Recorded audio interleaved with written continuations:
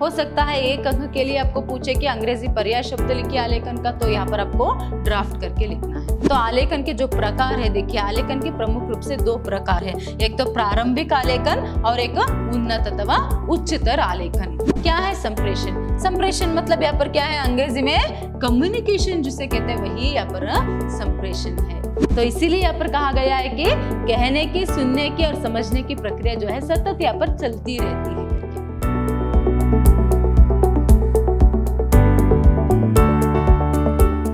नमस्कार, मैं हूं हर्षिता, हिंदी लेक्चरर, विद्याश्रम कॉलेज मैसूर। आज हम मैसूर यूनिवर्सिटी के 4th सेमेस्टर बीकॉम की हिंदी पाठ्यक्रम से जो चौथा यूनिट है, मतलब जो पत्र व्यवहार है, उसके बारे में जो पुनरावर्तन है वहां करेंगे। आज का पुनरावर्तन का विषय है आलेखन और संप्रेषण। देखिए 4th सेमेस्टर में जो चौथा यूनिट है पत्र व्यवहार जो है, उसके रिवीजन की फर्स्ट सेशन में जो है यहाँ पर पत्र व्यवहार के अर्थ, परिभाषा, उसके सामान्य परिचय और उसके प्रकारों के बारे में, और कौन कौन सी जो पत्र है आप लोगों के सिलेबस में, उस सब के बारे में जो है रिवीजन जो है हमने किया था। तो यहाँ पर जो है आज के सेशन में हम जो आलेखन और संप्रेषण जो है उसका यहाँ पर पुनरावर्तन मतलब रिवीजन जो है वह करेंगे। तो पहले हम आलेखन क्या है इसको देखेंगे। देखिए आलेखन का अर्थ है पर अंग्रेजी भाषा के ड्राफ्ट शब्द के लिए हिंदी में प्रारूप तैयार करना अथवा आलेखन या प्रारूपण आदि शब्दों के प्रयोग होते हैं। इस प्रारूपण के लिए प्रालेखन या आलेखन शब्द भी प्रयोग में आते हैं। देखिए आलेखन मतलब यहाँ पर क्या है, मसौदा तैयार करना, ड्राफ्ट तैयार करना। तो यहाँ पर आलेखन की जो अंग्रेजी पर्याय शब्द है वह क्या है, यहाँ पर ड्राफ्ट। इसे अच्छे से याद में रखिएगा। हो सकता है एक अंक के लिए आपको पूछे कि अंग्रेजी पर्याय शब्द लिखिए आलेखन का, तो यहाँ पर आपको ड्राफ्ट करके लिखना है। और एक जरूरी बात क्या है, यहाँ पर अगर दूसरा नाम जो है आलेखन का दूसरा नाम आपसे पूछा जाए तो आप क्या कहेंगे यहाँ पर, उसके लिए यहाँ पर आलेखन, प्रारूपण, प्रालेखन ऐसे शब्दों का प्रयोग जो है होता है। जैसे यहाँ पर देखिए प्रालेखन या फिर प्रारूपण, इन दोनों में से जो है अगर दूसरा नाम पूछा जाए तो यहाँ पर आप उसके लिए जो है उत्तर लिख सकते हैं। आलेखन का अंग्रेजी पर्याय शब्द यहाँ पर ड्राफ्ट है, वही आलेखन का दूसरा नाम पूछा जाए तो यहाँ पर आपको प्रारूपण करके लिखना है या फिर प्रालेखन करके आप यहाँ पर लिख सकते हो। तो देखिए किसी भी पत्र की, कोई भी पत्र हो, उस पत्र का यहाँ पर मसौदा या फिर प्रारूप तैयार करना ही जो है वह आलेखन है। जैसे यहाँ पर आप देखिए आलेखन का अभिप्राय सामान्यतः उन पत्रों, सूचनाओं, परिपत्रों और समझौतों के प्रारूप तैयार करने से है जिनकी सरकारी कार्यालयों और व्यावसायिक संस्थाओं में आजकल अत्यंत आवश्यकता होती है। जैसे मैंने अभी कुछ समय पहले आपको बताया क्या है आलेखन, मसौदा तैयार करना मतलब यहाँ पर क्या है। देखिए सभी उन सूचनाओं, परिपत्रों या फिर किसी भी तरह के पत्र क्यों ना हो, उन पत्रों की यहाँ पर प्रारूप तैयार करना ही जो है यहाँ पर आलेखन है। सरकारी कार्यालयों में या फिर व्यावसायिक संस्थाओं में जितने भी पत्रों का प्रयोग यहाँ पर होता है, आपको पता है पत्रों के प्रकारों के संदर्भ में उन सभी पत्रों को हमने देखा था। तो उन सभी पत्रों की यहाँ पर प्रारूप तैयार करना, मसौदा तैयार करना या फिर ड्राफ्ट तैयार करना ही क्या है, आलेखन है। तो अभी आलेखन क्या है ये आपने समझ लिया। तो आलेखन के जो प्रकार है, देखिए आलेखन के प्रमुख रूप से दो प्रकार है, एक तो प्रारंभिक आलेखन और एक उन्नत अथवा उच्चतर आलेखन। तो यहाँ पर देखिए प्रारंभिक आलेखन का अर्थ क्या है। देखिए वैयक्तिक रूप से जितने भी पत्रों का प्रयोग यहाँ पर करते हैं और जो आवेदन पत्रों का प्रयोग करते हैं उन सब का मसौदा तैयार करना, प्रारूप तैयार करना जो है यहाँ पर प्रारंभिक आलेखन के अंतर्गत आते हैं। वही जो उन्नत अथवा उच्चतर आलेखन जो है इसे कब यहाँ पर प्रयोग किया जाता है, या फिर उन्नत अथवा उच्चतर आलेखन मतलब क्या है। देखिए सरकारी या फिर शासकीय पत्रों का और वाणिज्य या फिर व्यावसायिक पत्रों का, उनमें बहुत सारे प्रकार है, उसके बारे में आप जान चुके हैं। तो उन सभी पत्रों का यहाँ पर प्रारूप या फिर मसौदा तैयार करना ही जो है उन्नत अथवा उच्चतर आलेखन यहाँ पर कहा जाता है। देखिए यहाँ पर प्रारंभिक आलेखन के अंतर्गत निम्नलिखित सरल पत्र जो है हम देख सकते हैं। जैसे यहाँ पर वैयक्तिक पत्र और उसके साथ साथ आवेदन पत्र, ये सभी जो है यहाँ पर एक उदाहरण है प्रारंभिक आलेखन के लिए। तो वही उच्चतर या फिर उन्नत आलेखन के उदाहरण के रूप में हम कौन से पत्रों को देख सकते हैं, एक आदेश पत्र, परिपत्र, अधिसूचनाएं आदि। मतलब मैंने अभी कुछ समय पहले आपको बताया कि जितनी भी सरकारी और शासकीय पत्र है उनका यहाँ पर मसौदा तैयार करना, और उसके साथ साथ जितनी भी यहाँ पर व्यावसायिक संदर्भ में या फिर वाणिज्यिक क्षेत्र में पत्रों का प्रयोग होता है, उन सबको जो है यहाँ पर हम उदाहरण के रूप में ले सकते हैं।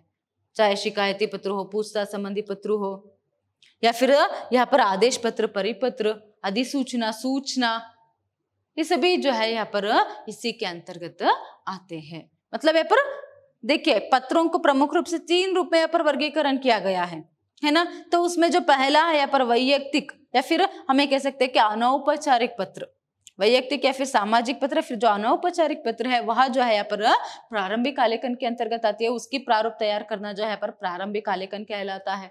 वही यहाँ पर शासकीय या फिर सरकारी पत्र या फिर वाणिज्य या फिर व्यावसायिक पत्र जो है उनके यहाँ पर, या फिर औपचारिक पत्र, फॉर्मल लेटर जो है उनका प्रारूप मसौदा तैयार करना है, फिर ड्राफ्ट तैयार करना, सभी यहाँ पर उच्चतर अथवा उन्नत आलेखन जो है कहलाती है। अभी यहाँ पर आलेखन के प्रकार के संदर्भ में भी आपने जान लिया। देखिए अभी आगे जो है यहाँ पर एक अच्छे आलेखन के जो लक्षण या फिर गुण जो है उन्हें अगर देखेंगे, एक अच्छे आलेखन के गुण और लक्षण जो है उनको देखना है, तो यहाँ पर देखिए पहला लक्षण यहाँ पर शुद्धता, नेक्स्ट पूर्णता, स्पष्टता, सरलता, संक्षिप्तता, नम्रता और शिष्टता, उत्तम शैली, यह सभी। देखिए एक अच्छे पत्र के जितने लक्षण होने चाहिए ना, वह सभी यहाँ पर एक अच्छे आलेखन में होने चाहिए। तो ऐसे में ये जो लक्षण है ये आप अच्छे से याद में रख सकते हो। ये जो लक्षण है यहाँ पर अच्छे से आप याद में रख सकते हो। देखिए शुद्धता रहना, किस तरह एक पत्र में शुद्धता रहना बहुत ही जरूरी है, वैसे ही यहाँ पर आलेखन में भी शुद्धता जो है वह रहना जरूरी है। पत्र में जो जिस भाषा की प्रयोग हम करते हैं उसमें जो है यहाँ पर शुद्धता रहना बहुत ही जरूरी है। देखिए जब किसी भी तरह की यहाँ पर पत्र में कमी नहीं होती है, भाषा के संदर्भ में या फिर उसके शैली के संदर्भ में, तो वो सभी जो है उसमें तब जाकर उसमें उस पत्र में जो है शुद्धता आती है। तो यहाँ पर किसी भी तरह की चूक जो है यहाँ पर पत्र में नहीं होना चाहिए। नेक्स्ट देखिए यहाँ पर पूर्णता, जो विषय है उसमें यहाँ पर पूर्णता रहना बहुत ही जरूरी है, पत्र में पूर्णता रहना बहुत ही जरूरी है। नेक्स्ट देखिए स्पष्टता, तो यहाँ पर पत्र जो है यहाँ पर स्पष्ट रूप से लिखी जानी चाहिए और आलेखन भी जो है स्पष्ट रूप से यहाँ पर लिखना है, ताकि जो भी पढ़ने वाला होता है उसे यहाँ पर आसानी से जो है समझ में आ सके, स्पष्ट रूप से समझ में आ सके। तो स्पष्टता भी एक अच्छे आलेखन का गुण है। देखिए इसके बारे में यहाँ पर विस्तार पूर्वक मैंने इसके जो कॉन्सेप्ट क्लास किया था उसमें बताया है। तो यहाँ पर सिर्फ मैं आपको किस तरह लिखना है क्या है तो ये सभी मैं यहाँ पर आपको बता रही हूँ। तो यहाँ पर देखिए नेक्स्ट सरलता, भाषा शैली सरल होनी चाहिए। और फिर देखिए संक्षिप्तता, यहाँ पर विषय को जो है पूर्ण रूप से लिखना है और स्पष्ट रूप से लिखना है। इसका अर्थ ये नहीं है कि उसमें क्या है यहाँ पर हम ज्यादा बड़ा चढ़ाकर या फिर लंबे एक चिट्ठी ही लिख दे, ऐसा नहीं है। स्पेशली शासकीय सरकारी पत्र और व्यावसायिक या फिर वाणिज्य पत्र में तो कितनी संक्षिप्तता होती है उतनी ही यहाँ पर वह प्रभावशाली होती है। तो जो भी यहाँ पर लिखना कहना है या फिर लिखना है उसे यहाँ पर संक्षिप्त रूप में ही पूर्ण और स्पष्ट रूप से सरल भाषा का प्रयोग करते हुए लिखना है। नेक्स्ट देखिए यहाँ पर नम्रता और शिष्टता, सरल भाषा का तो हम प्रयोग करते ही है मगर उसमें जो है यहाँ पर नम्रता जो है होना बहुत ही जरूरी है। शिष्टता पूर्ण शब्दों का प्रयोग करते हुए पत्रों को लिखना बहुत ही जरूरी है। नेक्स्ट उत्तम शैली, उस पत्र का जो है एक उत्तम शैली जो है, देखिए हर एक पत्र की अपनी अपनी एक शैली जो है पैटर्न जो है रहती है, तो उसी में यहाँ पर उत्तम शैली में जो है पर लिखना बहुत ही जरूरी है, तभी जाकर वह एक आलेखन जो है एक प्रभावशाली आलेखन जो है कहलाएगा। नेक्स्ट देखिए यहाँ पर आलेखन लिखने के विधि।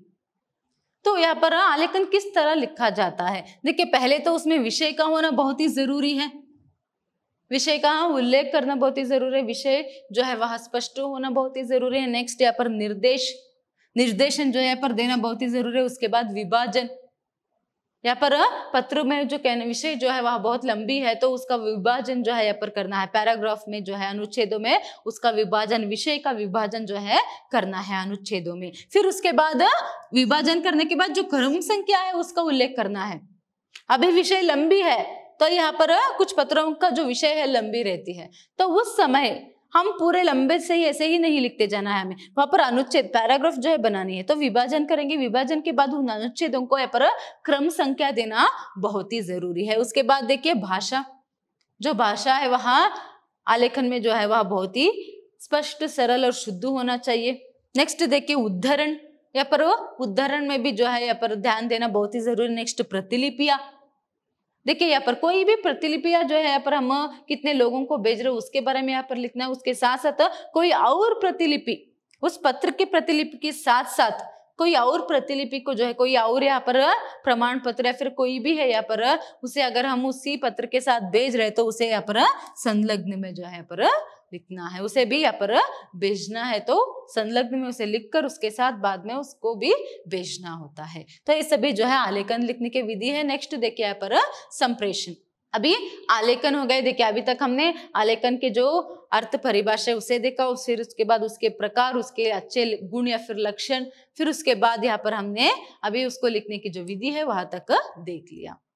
हो सकता है आपको आलेखन के संदर्भ में 10 अंक के लिए प्रश्न पूछे या फिर 1 अंक के लिए भी जो है पर प्रश्न पूछ सकते हैं। नेक्स्ट देखिए यहाँ पर संप्रेषण। क्या है संप्रेषण? संप्रेषण की परिभाषा। संप्रेषण शिक्षा की रीढ़ की हड्डी है। संप्रेषण 2 शब्दों से मिलकर बना हुआ है, सम प्लस प्रेषण, अर्थात समान रूप से भेजा गया। संप्रेषण को अंग्रेजी में कम्युनिकेशन कहते हैं। देखिए क्या है संप्रेषण? संप्रेषण मतलब यहाँ पर क्या है, अंग्रेजी में कम्युनिकेशन जिसे कहते हैं वही यहाँ पर संप्रेषण है। वो शिक्षा की रीढ़ की हड्डी है। संप्रेषण जो है, कम्युनिकेशन जो है वहां शिक्षा की रीढ़ की हड्डी है। तो यहाँ पर 2 शब्दों से मिलकर संप्रेषण बना है, मतलब सम और प्रेषण, मतलब समान रूप से भेजा गया, कहा गया। देखिए संप्रेषण कम्युनिकेशन में यहाँ पर क्या होता है, मनुष्य के जो आपस में विचार है, जो भाव और विचार है वह यहाँ पर विनिमय जो है होते हैं। संप्रेषण में परस्पर व्यक्तियों के बीच में जो है भाव और विचारों का जो विनिमय है वहां होता है। तो उसे हम अंग्रेजी, देखिए संप्रेषण का अंग्रेजी पर्याय शब्द लिखने के लिए देंगे तो यहाँ पर आपको कम्युनिकेशन करके लिखना है। देखिए यहाँ लैटिन भाषा के कम्युनिस्ट शब्द से हुई है जिसका अर्थ होता है सामान्य बनाना, अर्थात संप्रेषण का अर्थ सूचना तथा विचारों का आदान प्रदान करना है। देखिए यहाँ पर कम्युनिकेशन जो है वहाँ लैटिन भाषा के जो कम्युनिस्ट शब्द है उससे बना हुआ है। इसे याद में रखिएगा, हो सकता है किस भाषा से लिया गया है ये जो है आपको प्रश्न जो है पूछ सकते हैं। तो कम्युनिकेशन जो शब्द है वहाँ लैटिन भाषा के कम्युनिस्ट शब्द से बनी है और जिसका अर्थ होता है पर सामान्य बनाना, अर्थात संप्रेषण का अर्थ है सूचना तथा विचारों का आदान प्रदान। क्या है संप्रेषण का अर्थ? सूचना तथा विचारों का जो आदान प्रदान करना है वही जो है यहाँ पर संप्रेषण है। तो आप लोग जानते हो कम्युनिकेशन मतलब क्या है। देखिए 2 व्यक्ति आपस में जब यहाँ पर बात करते हैं तो उनकी जो विचार है, उनके जो भाव है उसका आदान प्रदान जो है यहाँ पर होता है। अपनी बात, अपने विचार, अपनी सूचना वह उसके सामने रखता है और वह जो है उसके उत्तर में अपनी बात, अपने विचार तथा या फिर अपने जो भाव है उसे उस व्यक्ति के सामने प्रकट करता है। तो विचारों का या फिर भावों का या फिर सूचनाओं का आदान प्रदान ही जो है यहाँ पर संप्रेषण है। देखिए उसके जो यहाँ पर परिभाषा है अगर हम देखेंगे तो जे माथुर के अनुसार विचारों तथा शक्तियों से दूसरे व्यक्तियों को परिचित कराना ही यहाँ पर संप्रेषण है। एक व्यक्ति जो है खुद की विचार और शक्ति को जो है अगर दूसरों से वह परिचित कराता है तो वही जो है संप्रेषण है। नेक्स्ट देखिए श्रीमती आर के अनुसार यहाँ पर विमर्शा की वह विधा है जिसके माध्यम से व्यक्ति व्यवस्थित तर्क सम्मत विचार सम्मति को ग्रहण कर अपना मार्गदर्शन प्राप्त करता है।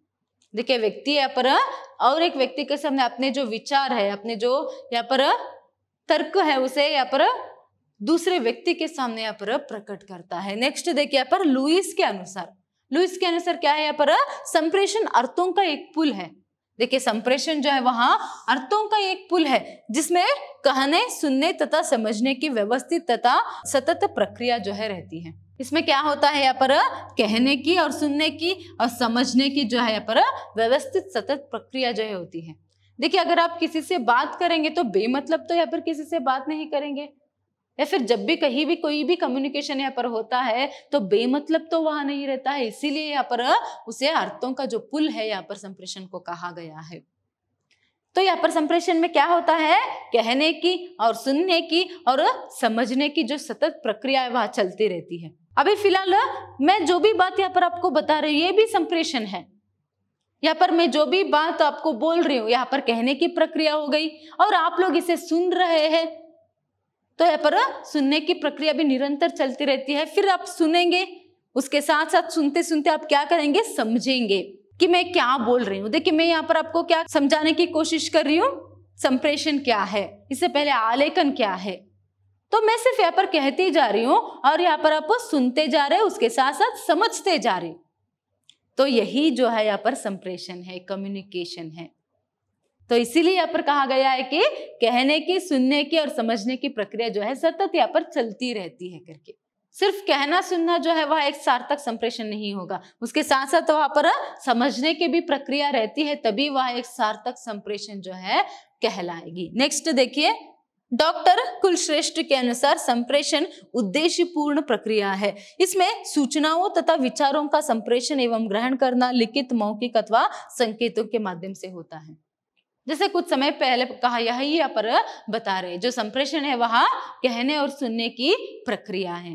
तो ये जो कहने और सुनने की या फिर समझने की जो प्रक्रिया है, यहाँ मौखिक रूप में भी हो सकती है और उसके साथ साथ लिखित रूप में भी और उसके साथ साथ संकेतों के जरिए भी। देखिए, कुछ व्यक्ति जो है यहाँ पर, कुछ लोग जो है जो बोल नहीं पाते हैं या फिर जो सुन नहीं पाते हैं, वो संकेतों के जरिए ही जो है यहाँ पर संप्रेषण जो है करते हैं। चलिए आगे जाकर जब संप्रेषण के प्रकार हम देखेंगे तब आप इसे अच्छे से समझ पाएंगे। देखिए, संप्रेषण के प्रकार, संप्रेषण के 2 प्रकार है। हो सकता है आपको ये भी पूछा जाए कि संप्रेषण के कितने प्रकार है 1 अंक के लिए। तो संप्रेषण के 2 प्रकार है, एक है शाब्दिक संप्रेषण और एक अशाब्दिक संप्रेषण। शाब्दिक और अशाब्दिक संप्रेषण। देखिए, शाब्दिक संप्रेषण मतलब क्या है। देखिए, शाब्दिक संप्रेषण में सदैव भाषा का प्रयोग किया जाता है। शाब्दिक संप्रेषण 2 प्रकार है। तो शाब्दिक संप्रेषण में पर भाषा का और शब्दों का प्रयोग किस संप्रेषण में किया जाता है, वही यहाँ पर शाब्दिक संप्रेषण है। देखिए, शाब्दिक संप्रेषण में भी 2 प्रकार है फिर से, एक यहाँ पर मौखिक संप्रेषण और एक लिखित संप्रेषण। तो शब्दों का प्रयोग किया जाता है, भाषा का प्रयोग यहाँ पर किया जाता है। तो यहाँ पर उसमें भी फिर से 2 प्रकार है। किस तरह, देखिए, भाषा का शब्दों का प्रयोग हम लिखकर भी कर सकते हैं और बोलकर भी कर सकते हैं। तो मौखिक संप्रेषण मतलब बोलना और लिखित संप्रेषण मतलब यहाँ पर लिखकर भी संप्रेषण जो है किया जाता है। देखिए, जो पत्र है इसके लिए बहुत ही अच्छा एक उदाहरण जो है हम कह सकते हैं। तो जो पत्र है वह भी जो है यहाँ पर लिखित संप्रेषण में यहाँ पर आती है। देखिए, मौखिक संप्रेषण में मौखिक रूप से सूचनाओं का आदान प्रदान होता है, जिसके अंतर्गत टेलीफोन, टीवी, साक्षात्कार, चर्चा, परिचय, कहानी आदि है। देखिए, यहाँ पर मौखिक संप्रेषण के अंतर्गत जो है यहाँ पर मौखिक रूप से बोलकर जो है संप्रेषण किया जाता है। उदाहरण जो है यहाँ पर देखिए, टेलीफोन, टीवी, साक्षात्कार, चर्चा आदि। टीवी या फिर टेलीफोन, देखिए फोन में हम बात करते हैं या फिर आमने सामने भी बात करते हैं। देखिए, साक्षात्कार मतलब इंटरव्यू, इंटरव्यू में जो यहाँ पर बातचीत या फिर संप्रेषण होती है वह सभी जो है यहाँ पर मौखिक संप्रेषण है। और चर्चा या फिर परिचय, कोई भी यहाँ पर अपना परिचय जो है यहाँ पर देता है, तो वो सभी जो है पर मौखिक संप्रेषण है। वही देखिए यहाँ पर लिखित संप्रेषण। लिखित संप्रेषण में व्यक्ति लिखकर संदेश भेजता है।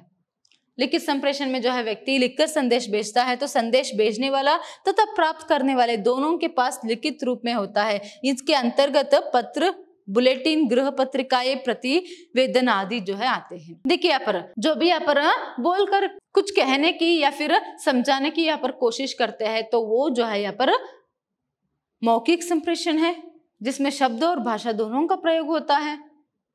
वही देखिए, यहाँ पर लिखित रूप में जो भी यहाँ पर संप्रेषण होता है वह यहाँ पर भी शब्दों का और भाषा का प्रयोग होता है, मगर वहां लिखित रूप में रहते हैं। उसके लिए उदाहरण जो यहाँ पर देख सकते हैं हम, पत्र, बुलेटिन, गृह पत्रिकाएं, मैगजीन, ये सभी जो है, जो भी पत्र, जिन भी पत्रों का प्रयोग हम करते हैं वह सभी लिखित संप्रेषण है।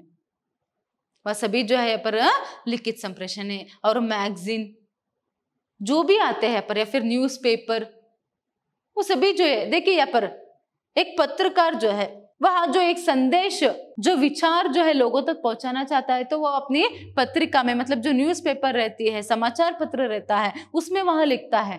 तब जाकर वहां बहुत सारे लोगों को अपने विचार या फिर जो भी बात है, वहां जो भी संदेश है वह लोगों तक पहुंचा सकता है। तो ये लिखित संप्रेषण हो गया, ये जो है यहाँ पर लिखित संप्रेषण हो गया। वही उदाहरण के लिए यहाँ पर मौखिक संप्रेषण में वही जो है यहाँ पर कोई भी न्यूज या फिर कोई भी समाचार जो है लोगों तक पहुंचानी है, तो डायरेक्टली यहाँ पर क्या है, न्यूज में, टीवी में जो है, न्यूज में जो है वहां कहकर भी जो है यहाँ पर लोगों तक पहुंचा सकता है।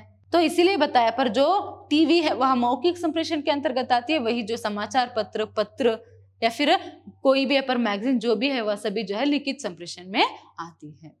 देखिए यहाँ पर हो सकता है यहाँ पर आपको पूछा जाए कि मौखिक संप्रेषण के लिए 2 उदाहरण लिखिए करके, या फिर लिखित संप्रेषण के लिए 2 उदाहरण लिखिए करके। देखिए अभी पूछ लिया आपको कि मौखिक संप्रेषण के लिए 2 उदाहरण जो है लिखिए करके 1 अंक के लिए, तो यहाँ पर आप साक्षात्कार लिख सकते हो, टीवी लिख सकते हैं, या फिर परिचय चर्चा यहाँ पर आप लिख सकते हो। वही अगर लिखित संप्रेषण के लिए पूछा जाए तो बुलेटिन, पत्र, समाचार पत्र, ये सभी जो है यहाँ पर आप लिख सकते हो। नेक्स्ट देखिए यहाँ पर अशाब्दिक संप्रेषण। तो अभी शाब्दिक संप्रेषण हो गया, संप्रेषण के 2 प्रकार लिखिए, या फिर संप्रेषण के कितने प्रकार है करके पूछा जाए तो 1 अंक के लिए आप सिर्फ 2 करके लिखेंगे। संप्रेषण के प्रमुख रूप से 2 ही प्रकार है, उनको लिखने के लिए बताए तो शाब्दिक संप्रेषण और अशाब्दिक संप्रेषण। या फिर आपको शाब्दिक संप्रेषण के 2 प्रकार कौन से हैं करके पूछे तो वहां पर आपको क्या लिखना है, मौखिक संप्रेषण और लिखित संप्रेषण करके लिखना है। देखिए यहाँ पर अभी अशाब्दिक संप्रेषण है। अशाब्दिक संप्रेषण के अंतर्गत संप्रेषण वाणी से या आंखों से किया जाता है। इसके अंतर्गत निम्नलिखित संप्रेषण आते हैं। देखिए यहाँ पर शब्दों का या फिर भाषा का जो प्रयोग है वह नहीं होता है, बदले में संकेतों का और ध्वनि का जो प्रयोग है यहाँ पर होता है, इसीलिए इसे अशाब्दिक संप्रेषण, मतलब जिसमें शब्दों का प्रयोग जो है नहीं होता है वही अशाब्दिक संप्रेषण है। तो देखिए यहाँ पर इसमें भी फिर से 2 प्रकार है, एक वाणी या ध्वनि संकेत संप्रेषण, या फिर स्पर्श करके जो संप्रेषण किया जाता है। तो यहाँ पर देखिए इसमें विचारों भावनाओं की अभिव्यक्ति छोटे छोटे समूहों में आमने सामने रहकर वाणी द्वारा रखी जाती है, जैसे कि वार्ता के बीच में हाँ हाँ या हूं मुंह से सीटी बजाना आदि। तो यहाँ पर देखिए वाणी, ध्वनि या संकेतों के जरिए जो संप्रेषण किया जाता है। जो लोग बोल सकते हैं वो यहाँ पर क्या कर सकते हैं, बोलकर मौखिक रूप से संप्रेषण कर सकते हैं, और जो लोग लिख सकते हैं वो लिखित रूप में भी संप्रेषण कर सकते हैं। वही कोई सामने है, जो 2 लोग आपस में सामने है कि उसमें से कोई एक बोल नहीं सकता, सुन नहीं सकता, तो उसको कैसे करेंगे, वो लिखना जो है वो भी नहीं जानता, पढ़ना नहीं जानता, तो ध्वनि के जरिए आ हूं बाबा करके किस तरह यहाँ पर जो बोल नहीं सकता वो यहाँ पर कह सकते हैं। फिर उनका कुछ एक संकेत जो है, साइन लैंग्वेज जो है रहती है, तो उसके जरिए यहाँ पर जो है संप्रेषण जो है करते हैं। नेक्स्ट देखिए यहाँ पर स्पर्श करके। तो स्पर्श के माध्यम से व्यक्ति अपनी भावनाओं एवं विचारों को अभिव्यक्ति करने में सफल हो जाता है। हाथ मिलाते हैं तो पता चलता है कि दोस्ती का हाथ है या दुश्मनी का। माँ के हाथ का स्पर्श पैर का प्रतीक होता है। देखिए स्पर्श करके, ठीक है, ये साइन लैंग्वेज तो ठीक है, संकेतों के जरिए तो समझना ठीक है, मगर ये क्या स्पर्श, देखिए स्पर्श करके भी यहाँ पर संप्रेषण जो है किया जाता है। देखिए आप किसी से हाथ मिलाते हैं तो उस स्पर्श में ही आपको पता चल जाती है कि उसके मन में क्या है, या फिर उस स्पर्श से आप ये पता लगा सकते हैं कि आप अपने दोस्त से हाथ मिला रहे हैं या फिर दुश्मन से। और इससे भी बेहतर उदाहरण स्पर्श संप्रेषण के लिए देना है तो एक माँ और बच्चे को हम दे सकते हैं। देखिए जो नवजात शिशु या फिर जो छोटे से बच्चे होते हैं तो माँ के एक स्पर्श से ही माँ उनसे किस तरह यहाँ पर बात जो है वह करती है, संप्रेषण करती है। उसी स्पर्श से, माँ के स्पर्श से जो है यहाँ पर बच्चा जो है और माँ जो है उन दोनों के बीच में यहाँ पर संप्रेषण जो है होता है। तो ये सभी जो है यहाँ पर संप्रेषण के प्रकार है। तो संप्रेषण के संदर्भ में और जो बातें हैं यहाँ पर आपको जानना समझना बहुत ही जरूरी है। देखिए संप्रेषण जो है वह एक द्विवाही प्रक्रिया है। द्विवाही मतलब यहाँ पर 2 वर्ग जो है होना बहुत ही जरूरी है, एक कहना वर्ग या फिर लिखने वाला वर्ग, और एक सुनने वाला या फिर उसे पढ़ने वाला वर्ग। 2 लोगों के बीच में, 2 वर्ग के बीच में यहाँ पर संप्रेषण जो है होता है। और वह एक अर्थों का पुल है, मतलब बेमतलब या फिर बिना अर्थ के तो कोई संप्रेषण यहाँ पर नहीं हो सकता है। और इसमें कहने, सुनने और समझने की प्रक्रिया निरंतर चलती रहती है। और संप्रेषण जो है वह रीढ़ की हड्डी है। और संप्रेषण के प्रकारों के बारे में अभी आपने जाना, तो आलेखन और संप्रेषण के बारे में अभी आपने देखा। तो अभी चलिए किस तरह इनसे प्रश्न जो है आपको पूछ सकते हैं। तो यहाँ पर देखिए आलेखन का अर्थ बताते हुए इसके प्रकारों पर प्रकाश डाले करके 10 अंक के लिए आपको प्रश्न पूछेंगे। तो आपको क्या करना है, जैसे आपको पहले ही मैंने बताया 10 अंक के लिए जो भी पूछे पहले पूर्व पीठिका यहाँ पर आप लिखेंगे।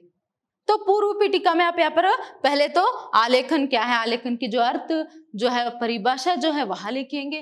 फिर उसके बाद आलेखन के प्रकार पूछा गया है तो आलेखन के प्रकार जो है पर लिखेंगे। देखिए प्रमुख रूप से आलेखन के 2 प्रकार है। फिर उसके बाद जो यहाँ पर प्रकार आते हैं अंतर्गत वो सभी यहाँ पर आपको लिखते जाना है। फिर उसके बाद उपसंहार। तो इस तरह यहाँ पर आपको लिखना है। नेक्स्ट देखिए यहाँ पर संप्रेषण का अर्थ बताते हुए उसके प्रकारों पर प्रकाश डालिए। तो यहाँ पर भी 10 अंक के लिए पूछेंगे तो पूर्व पीठिका लिखना है, मतलब संप्रेषण मतलब क्या है, उसके अर्थ परिभाषा जो है एक आधे यहाँ पर आपको लिखनी है। फिर उसके बाद संप्रेषण के प्रकार जो है लिखना है अच्छी तरीके से, किस तरह अभी मैंने आपको बताया कुछ समय पहले, उसी तरह यहाँ पर आपको लिखना है। प्रमुख रूप से संप्रेषण के 2 प्रकार है, शाब्दिक और अशाब्दिक। फिर शाब्दिक में मौखिक और लिखित संप्रेषण, और अशाब्दिक में यहाँ पर संकेत या फिर ध्वनि संप्रेषण, और उसके साथ साथ क्या है, स्पर्श संप्रेषण। तो इस तरह यहाँ पर आपको लिखना है और लिखकर उसका डेफिनेशन है फिर उसके बारे में भी यहाँ पर 1-2 लाइन तो आपको मिनिमम जो है यहाँ पर लिखना है उन सब के बारे में। फिर उसके बाद उपसंहार कंक्लूजन जो है यहाँ पर आपको लिखना है। नेक्स्ट देखिए यहाँ पर 1 अंक के प्रश्न किस तरह पूछ सकते हैं। देखिए आलेखन में 10 अंक के प्रश्न यहाँ पर आपको पूछ सकते हैं, उसको हमने देखा। और संप्रेषण में हो सकता है आपको आलेखन के जो गुण है वो भी पूछ सकते हैं 10 अंक के लिए, तब भी आपको पूर्व पीठिका आलेखन के गुण जो बताया था वो सभी लिखना है। फिर उसे एक्सप्लेन करते हुए जाना है। फिर उपसंहार यहाँ पर आपको लिखना है। तो ये सभी 10 अंक के लिए जो भी पूछ सकते हैं उसके बारे में हो गया। नेक्स्ट देखिए यहाँ पर 1 अंक के लिए मैंने बताया था यूनिट 4 से जो है, चौथा यूनिट से जो है पर ज्यादातर आपको 10-10 अंक के 2 प्रश्न और पत्र उसी में ऑप्शन में आता है। फिर उसके बाद 15 अंक के लिए, 10 अंक के लिए 1-1 अंक के प्रश्न, उसके बाद पर्यायवाची शब्द यहाँ पर पूछेंगे करके। तो देखिए यहाँ पर मौखिक संप्रेषण के 2 उदाहरण दीजिए। तो यहाँ पर एक साक्षात्कार और परिचय। मौखिक संप्रेषण के 2 उदाहरण क्या है, साक्षात्कार मतलब इंटरव्यू, और एक परिचय यहाँ पर जो है संप्रेषण कम्युनिकेशन जो है होता है। नेक्स्ट देखिए संप्रेषण को अंग्रेजी में क्या कहते हैं, कम्युनिकेशन। 1 अंक के लिए पर आपको ये भी प्रश्न पूछ सकते हैं कि संप्रेषण को अंग्रेजी में क्या कहते हैं, तब आपको कम्युनिकेशन करके लिखना है। या फिर पूर्ण रूप से संप्रेषण को अंग्रेजी में कम्युनिकेशन कहते हैं करके भी लिख सकते हैं। वही देखिए अगर पर्यायवाची शब्द में आपको कम्युनिकेशन करके दे दिया तो आपको क्या लिखना है, वह पर संप्रेषण करके लिखना है। नेक्स्ट देखिए आलेखन के प्रमुख 2 गुण लिखिए, शुद्धता, पूर्णता। देखिए आप एक बात अच्छे से ये बात याद में रखिए, अच्छे पत्रों के फिर अच्छे व्यावसायिक पत्रों के जो गुण है ना वही है पर आलेखन के भी गुण है। तो इसीलिए आप शुद्धता और पूर्णता, सरलता, संक्षिप्तता, ये तो यहाँ पर इनमें से कोई भी 2 यहाँ पर आप लिख सकते हो। नेक्स्ट देखिए आलेखन को अंग्रेजी में क्या कहते हैं, ड्राफ्ट। या फिर ड्राफ्ट करके पर्यायवाची में दे देंगे तो आपको आलेखन करके देना लिखना है। वही अगर आलेखन का दूसरा नाम लिखे, फिर दूसरा नाम क्या है करके पूछेंगे तो प्रारूपण या फिर प्रालेखन करके यहाँ पर आप लिख सकते हो। या फिर आलेखन किसे कहते हैं या फिर आलेखन क्या है, इस तरह अगर प्रश्न पूछा गया तो यहाँ पर किसी भी पत्र का यहाँ पर मसौदा तैयार करना या फिर प्रारूप तैयार करना ही आलेखन है करके बहुत ही आसानी से, सरलता से यहाँ पर आप लिख सकते हो। धन्यवाद।